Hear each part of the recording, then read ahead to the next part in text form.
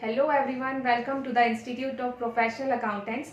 आई am Riya Karmele और आज हम लोग बात करने वाले हैं कि एक अच्छा अकाउंटेंट बनने के लिए हमें क्या करना चाहिए या फिर एक हम अच्छा अकाउंटेंट कैसे बन सकते हैं।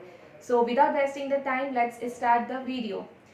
सो गाइज, अधिकतर बच्चों के दिमाग में ये होता है जब हम स्टूडेंट होते हैं कि अच्छा मुझे बनना तो अकाउंटेंट है, मैं अकाउंटेंट बनना चाहता हूँ, तो मुझे उसके लिए क्या करना चाहिए। ठीक है, तो आप सबसे पहले क्या करते हैं कि कोई एक अच्छा सा कोर्स ढूंढते हैं कि अच्छा अकाउंटेंट बनने के लिए ये कोर्स कर लेता हूँ, तो मैं आप उसको ज्वाइन करते हैं, आप उसको करते हैं, then you directly apply for a job. ठीक है, सपोज आपको जॉब लग भी जाती है, ठीक है, तब आपको कहीं ना कहीं एक चीज़ रहती है दिमाग में कि अरे मुझे अच्छा पे नहीं कर रहे, है ना, या फिर मुझे कम दे रहे हैं, या फिर मुझसे इतना सारा काम करवा रहे हैं, राइट। या फिर कई लोगों को थोड़ी दिक्कत जाती है स्टार्टिंग में कि अरे ये तो पूरे टाइम काम करवाते हैं, 7 घंटे काम करवाते हैं, 8 घंटे काम करवाते हैं, and they are paying me so less, बहुत कम सैलरी मिल रही है, राइट। तो ये सारी चीज़ें होती है। बट द थिंग इज कि कई बार ऐसा होता है कि हमें सिर्फ मतलब सिर्फ थेरेटिकल नॉलेज होता है, हमें उतना प्रैक्टिकल नॉलेज नहीं होता, या फिर हमें जो चीज़ हम पढ़ के आते हैं तो हम वो एग्जाम पॉइंट ऑफ व्यू से पढ़ते हैं या फिर कोर्स कंप्लीट करने के पॉइंट ऑफ व्यू से पढ़ते हैं, है ना, कि अच्छा ठीक है कोर्स कंप्लीट हो जाएगा। आपने सपोज कि आप ये एक्सपेक्ट करते हैं कि मैंने अगर किसी कोर्स की फीस 25,000 है या फिर 30,000 है, तो एक बार कोर्स कंप्लीट हो जाए, बस 6 मंथ रहेगा या फिर 1 ईयर है एट मैक्स, तो मैं वो कोर्स कंप्लीट कर लूँगा और उसके बाद मैं डायरेक्ट जॉब के लिए जाऊँगा और स्टार्टिंग में मुझे 35, 40 या 50,000 की सैलरी तो मैं यू ही ले लूँगा, राइट। ये सारी चीज़ें जो है हमारे दिमाग में आती है, बट ऐसा होता नहीं है ना।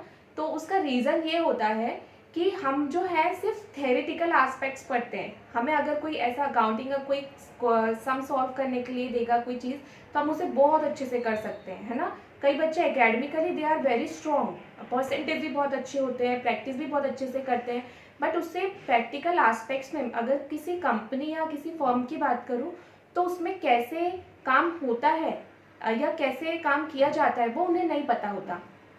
या फिर आपने कोई एक सपोज अकाउंटिंग का कोर्स कर लिया, तो आपने सिर्फ ये सीखा है कि अकाउंटिंग क्या होती है। अभी आजकल सब चीज़ें जो है वो डिजिटलाइज हो चुकी है, आपको हर एक चीज़ जो है वो कंप्यूटर के थ्रू करनी होती है ना। तो हो सकता है कि आपको अकाउंटिंग कैसे करते हैं वो आपको आता है, पर आपको एक्सेल अच्छे से नहीं आता, ठीक है, या फिर बहुत सारी चीज़ें जो उसके लिए चाहिए होती है अकाउंटिंग मतलब अकाउंटेंट बनने के लिए, पर आपने वो नहीं किया है। You just have done a single course कि अकाउंटिंग क्या होती है, कैसे करते हैं, बस, पर आपको प्रैक्टिकल कैसे किया जाता है कंपनीज में वो आपको आइडिया नहीं है। तो उसके लिए आपको किसी फर्म या फिर कोई कंपनी में ज्वाइन करना होता है। तो आप हमें अगर कम दिया जाता है या फिर हमें कम पे करते हैं सैलरी वगैरह, तो हमें ऐसा लगता है कि अरे मैं तो इतना काम करता हूँ, मैं तो 8-8 घंटे काम करता हूँ, but they are paying me so less, तो मैं क्यों यहाँ पे काम कर रहा हूँ या फिर कैसे कर रहा हूँ। तो आई मस्ट टेल यू कि अगर आपको कहीं पर कम भी दिया जा रहा है किसी फॉर्म में, आप सीखने के लिए काम कर रहे हैं, तो आप सीखिए उससे। आप ये मत सोच के काम कीजिए कि ये तो मैं अपने बॉस के लिए कर रहा हूँ या मैं एम्प्लॉयर के लिए कर रहा हूँ, मैं खुद तो इतना काम कर रहा हूँ। It is not like that. आप स्टार्टिंग में सिर्फ सीखने के लिए कीजिए, उसके बाद में आपको सब चीज़ें आ जाएगी, प्रैक्टिकली कैसे किया जाता है काम को आपके समझ में आ जाएगा, तो आप बहुत अच्छे से आगे ग्रो कर सकते हैं। देन यू विल डिमांड कि मुझे ये काम आता है, अब मुझे इतनी सैलरी चाहिए, and people will hire you. अगर आप में if you are skilled and if you have calibre, so people will hire you.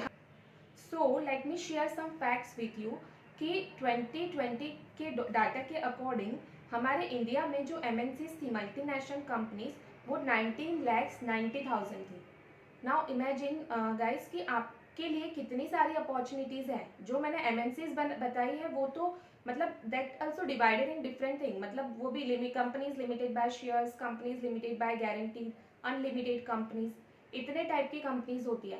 तो इसमें जो है मतलब वो तो मतलब ये जो एमएनसीज मैंने बताई वो तो अलग है, इसके अलावा भी कई सारी छोटी कंपनीज होगी या फिर जो फर्म्स है या फिर जो नए नए स्टार्टअप्स आते हैं वो है, वहाँ पे भी एक अकाउंटेंट की ज़रूरत होती है।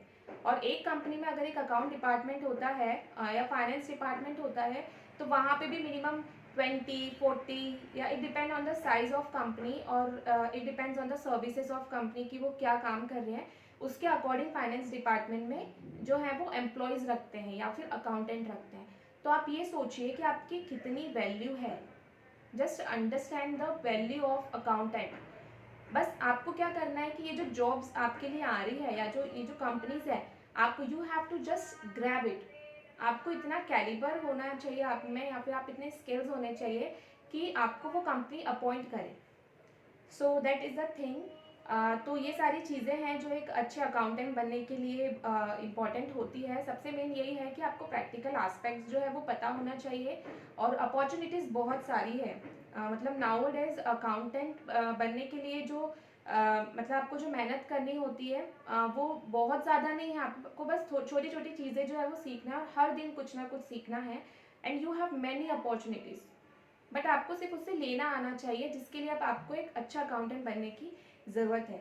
So these are the things, and I hope you like the video. So thank you so much for watching the video.